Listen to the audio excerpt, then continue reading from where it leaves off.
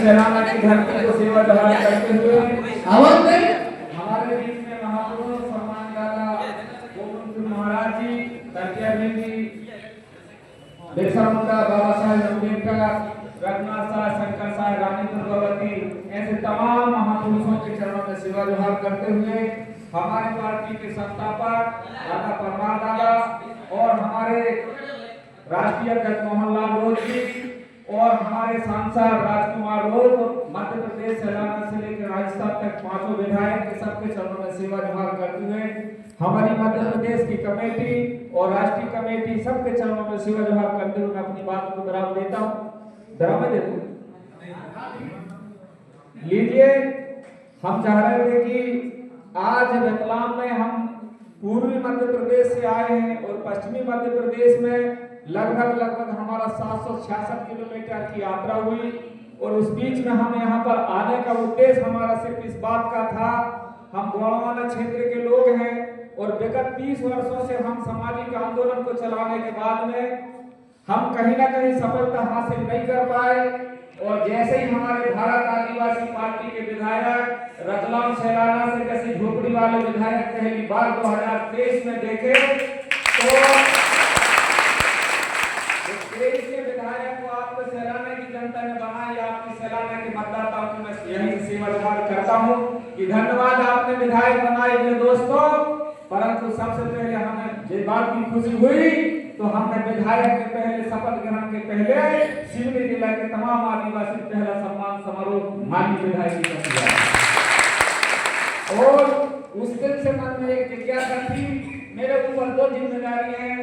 पश्चिमी मध्य प्रदेश जो भील प्रदेश की राजधानी के लिए लड़ रही है और पूर्वी मध्य प्रदेश गोमाना की राजधानी के लिए लड़ रही है और दोनों के बीच में समन्वय बनाने के लिए इधर सेवा जवाहर का नारा लगता है कि जय जवाहर का नारा है और उधर हम जय सेवा वाले हैं, फिर हमने दोनों में मिलकर समन्वय व्यवस्था बनाई सेवा जवाहर।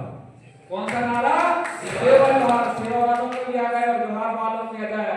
इसलिए आ गया कि जब तक हम मध्य प्रदेश के लोग, भील प्रदेश के लोग, भील भेलाला गौड़ प्रधान हो धर्मकार जी, भील भेलाला के साथ में हमारे जितने भी हमारी समाज 743 जनजाति आदिवासी के जब तक हम एक प्लेटफार्म में नहीं लाएंगे जब तक हम आदिवासी का अधिकार कैसे लड़ पाएंगे। इसी बात के लिए हम आप यहाँ काम कर रहे हैं और काम करने के बाद में आज हमारे अधिवेशन में पहुंचे। मेरे दोस्तों, आप सब लोगों से मैं निवेदन स्वरूप एक बात कहना चाहता हूं। इस अधिवेशन में मैंने कहीं कोर्ट में पढ़ा था, दादा मोतीराम कंगाली जी का कार्यक्रम में लिखा था उन्हें कि कोई भी चीज को आपको हमारे संगठन के लोगों ने बताया कि यार क्या सही है क्या गलत है,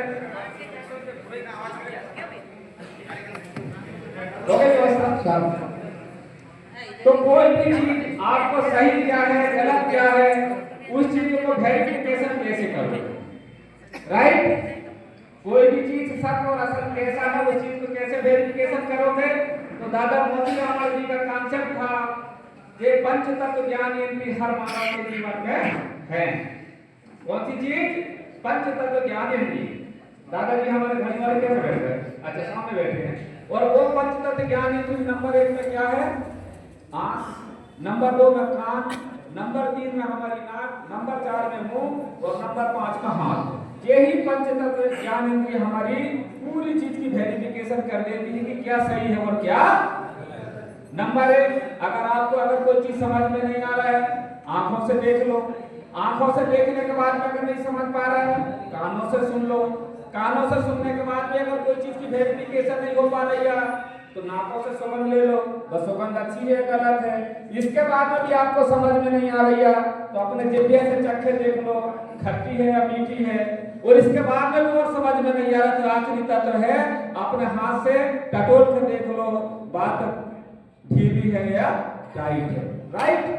यही पंच तत्व ज्ञान इंद्रिय है और इन पंच तत्व ज्ञान इंद्रियों से अगर वेरिफिकेशन हो गई बात सही है तो उस चीज को न पड़ोसी से न अपनी अर्धांगिनी के पत्नी के कुछ पूछने की जरूरत नहीं, वो काम को कर जाना चाहिए, राइट? उदाहरण के तौर पे मैं आपको यहाँ अधिवेशन में बुलाया हूँ और हमारा कोई वॉलंटियर ट्रे में पानी लेके आएगा तो आपको पानी को शहर में ग्रहण कर लेंगे, सही? और उसी ट्रे में अगर मैंने वही गिलास में अगर दारू परोसा, तो दारू परोसने के पहले क्या होगा, यही पंच तत्व ज्ञान इंद्रिय सबसे पहले विरोध करेगी। राइट? कौन विरोध करेगी? यही पंच तत्व ज्ञान इंद्रिय सबसे पहले विरोध करेगी, उनके मन में गिलानी आएगी। इससे क्या होता है कि ये पंच तत्व ज्ञान इंद्रिय कह रहे हैं कि जहर को हमारे शरीर के अंदर में मत डालो। अब जो ले रहा है तो उसकी भरवंशाई, तो ये इधर कर सकते हैं, थोड़ा आगे, थोड़ा आगे सकते हैं, सब भैया को आगे कर सकते हैं और बातचीत नहीं करें आपस में, क्योंकि दादा बहुत गंभीर विषय पर आपस बात करते हैं। पंच तत्व की बात आप समझ लेना।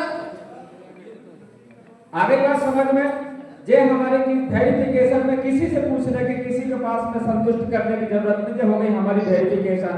अब दुनिया में ढेर सारी पार्टियां चल रही हैं, अब ये पार्टियों की वेरिफिकेशन कैसे करोगी, कौन सही है कौन गलत है? 70 साल से हमने आजादी से लेके आज तक, जिसे हमें कांग्रेस पार्टी कहते थे, हमें आज तक समझ में नहीं आई वो कांग्रेस पार्टी हमारी दुश्मन है का दोस्त है। राइट?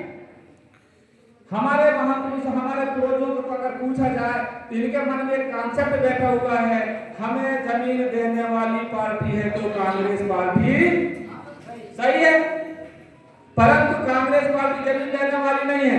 शायद अगर बिरसा मुंडा जी नहीं होते और जंगल जमीन की लड़ाई नहीं लड़े होते तो आदिवासी के पास में छोड़ो, यहाँ के मानव जनजाति जो पटेल, गुरमी पटेल, लोधी हो, आधा वो जितने भी किसान समाज के लोग हैं, उनके पास में 1 इंच जमीन नहीं होती, और वो जमीन देने वाले मालिक और भगवान का नाम क्या है?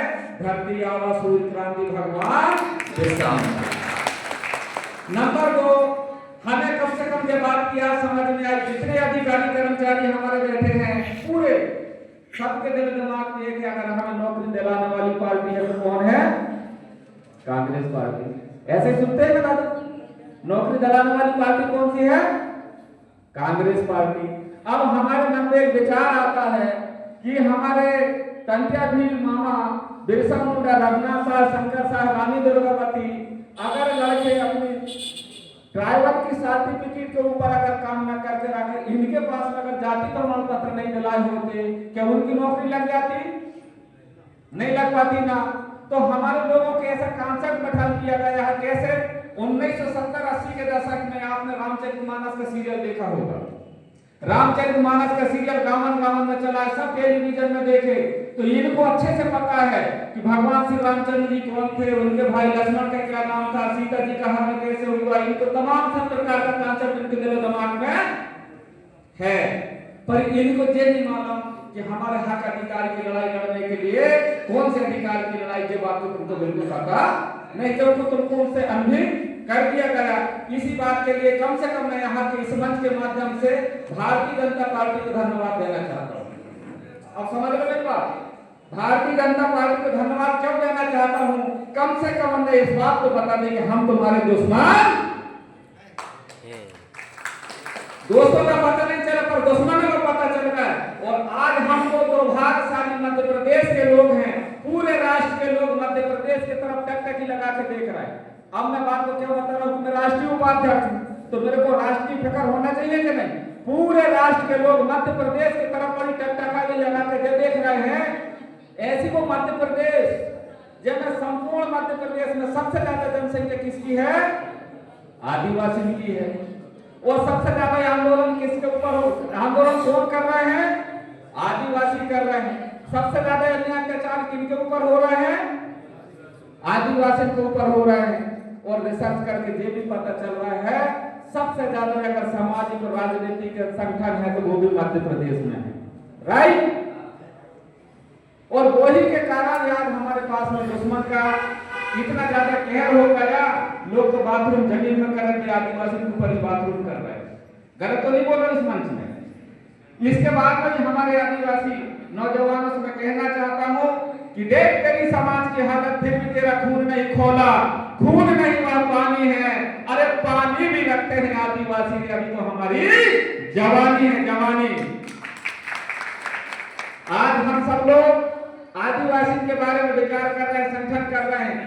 और आदिवासी अधिवेशन के बारे में जैसे ही हमारे पास यहाँ खबर लगी तो हमें आज रतलाम के लोगों से एक बात का भरोसा देना चाहते हैं, सैलाना की जनता के पास हम इस बात को पूछने के लिए आए थे, ऐसी वह कौन सी जड़ी है, ऐसी वह कौन सी दवाई है जो आप लोगों ने खाई और इतना अच्छा ट्रीटमेंट करी जो संपूर्ण मध्य प्रदेश भर में आवाज बन गई, वह सैलाना जहां हमारा एक आदिवासी विधायक है।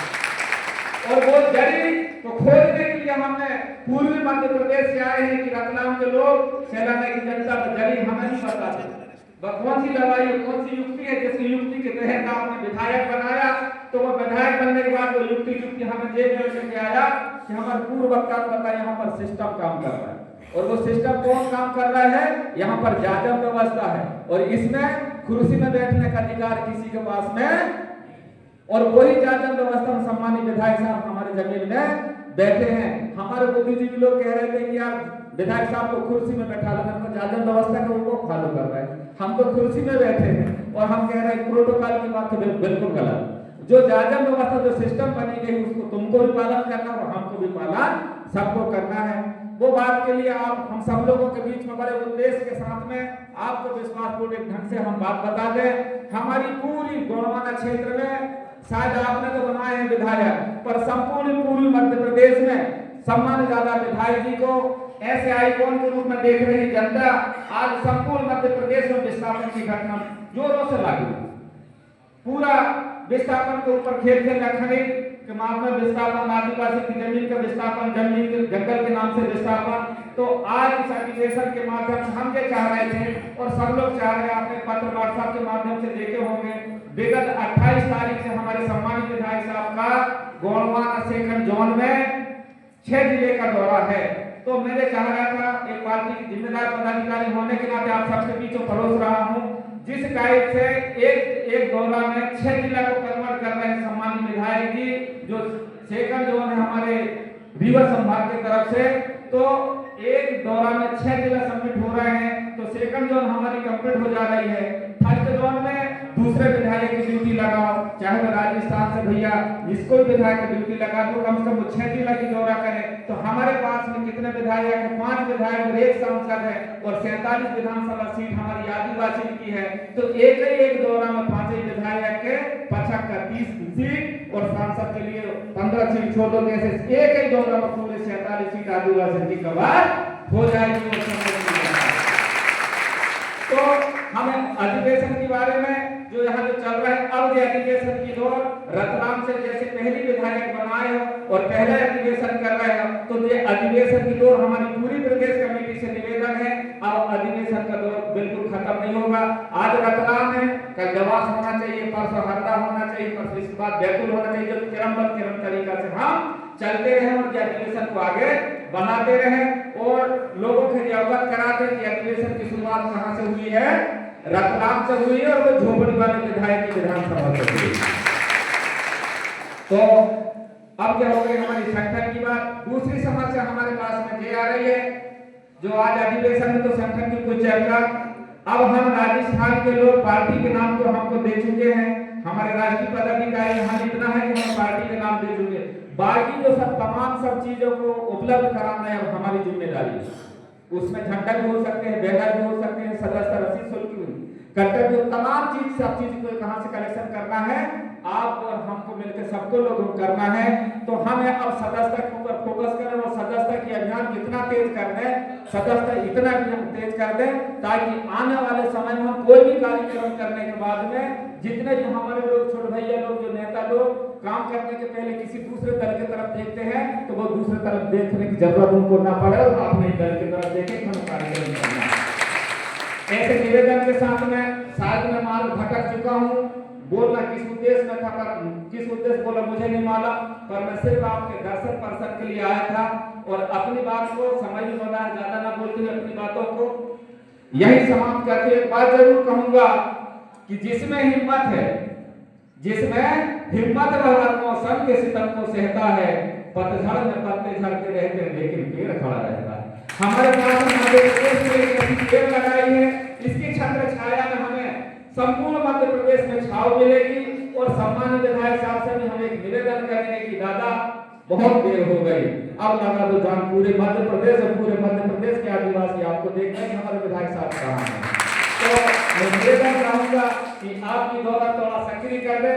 अगवानी के लिए पूरे कार्यकर्ता में सक्रिय रूप से इंतजार कर रहे हैं कि विधायक साहब सिर्फ दौरा बन जाए, हम आगे काम करेंगे। अपने बात को हम यही समाप्त करते हुए एक ही बात कहूंगा कि बहुत दूर है आपके घर से मेरा घर का किनारा, बहुत दूर है आपके घर से मेरा घर का किनारा, लेकिन दोस्तों हवा की हर झोंके से पूछ लेता हूं क्या हाल है तुम्हारा। मुझे जिम्मेदारी के साथ में पार्टी राष्ट्रीय उपाध्यक्ष होने के नाते मैं 15 दिन के अंदर में बहुत अच्छी गुड़गिड़ सुनाऊंगा पूरे संपूर्ण मध्य प्रदेश के लिए। छत्तीसगढ़ में बहुत अच्छी टीम तैयार हो चुकी है और वो टीम पूरी गोंडवाना अंचल की टीम ने एक बात का कमिटमेंट कर ली है कि जैसे भीलवाना के लोग भील प्रदेश की लड़ाई लड़ रहे हैं, संपूर्ण मध्य प्रदेश के लोग, राजस्थान के लोग, गुजरात के लोग और कौन से जिले के महाराष्ट्र के 4 प्रदेश के लोग संपूर्ण भील प्रदेश की लड़ाई लड़ रहे हैं। तो इन्हीं की तर्ज में, इन्हीं की जैसी डिजाइन में महाराष्ट्र के कुछ जिला गोंडवाना क्षेत्र के, मध्य प्रदेश के जो गोंडवाना क्षेत्र के जिले और हमारे छत्तीसगढ़ के गोंडवाना